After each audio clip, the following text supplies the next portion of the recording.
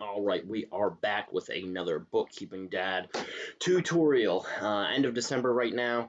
1099 season is almost upon us. So for those of you that have never filed before, thinking about doing it yourself, your first time, I'm going to show you the easiest way, in my opinion, how to do this. So any vendor you use throughout the year, whether you have a landlord, contractors, anyone that does work for you, you should get a W-9 from. I will attach a link to a W-9 if you do not know what that is in the comment section below. Depending on how that vendor fills out their W-9 will depend on whether or not you have to issue them a 1099. It all has to do with how their corporate status is set up. So let's assume you do have to send out a 1099. Whether you use QuickBooks Desktop, you can do this through QuickBooks Online. I find this much easier, and I think those of you that do your own books will also find this easier. So this is called Track 1099. I'm going to sign in right now. All right, this is what it's going to look like. It's super cheap, pretty much the cost of a stamp, and you can also have it email your vendors too immediately. So that's really nice. And here's what we're going to do. So Track 1099, you will add a new payer. You can see this is the company issuing the forms. That would be you, the business owner.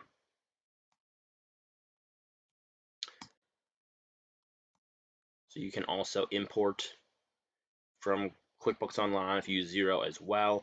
I'm just going to transfer all my companies from last year.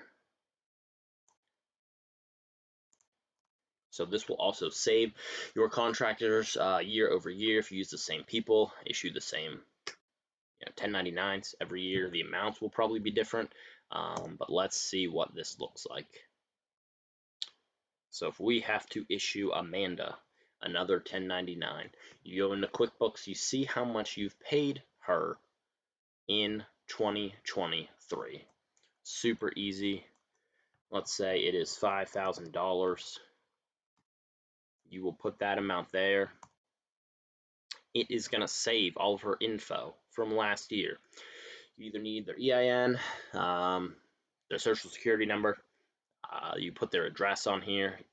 Doesn't hurt to make sure that's accurate and updated in case they've moved, especially if you do not have an email for e-delivery. You would put that right here. Here is where the amount you've paid them will go. Their non-employee compensation. You can save your changes, and it is just about as easy as that. You will go to e-file. It's all up here. 1, 2, 3, 4, 5. Super cheap. Like I said, they'll mail it for you for, it's basically an extra $1, which is fine by me, because if you've ever mailed these yourself, it sucks. It's not fun. They'll verify the address. I usually don't do that. You can do it yourself. But since I don't have an email, it's not going to give me the option to email to her. Card on file, you'll hit pay now, and then it tells you when they will mail this stuff out, when it's going to be postmarked by.